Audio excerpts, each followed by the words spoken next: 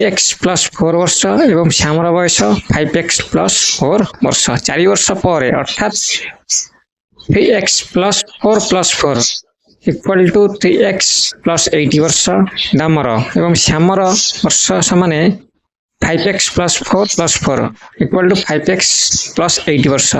तेणु यही इक्वेशन आम प्रथम x मूल्य निर्णय करबा जहार कि उत्तर 4 आसीबो x मूल्य 4 आसीबो एवं यही x मूल्य टू दाम एवं श्यामर इक्वेशन रे पुट करिया जहार फल दामर बयस 16 वर्ष एवं श्यामर बयस 24 वर्ष आसीबो अर्थात दामर वर्तमान बयस 16 वर्ष एवं श्यामर वर्तमान बयस केते 24 वर्ष हेबो। ओके।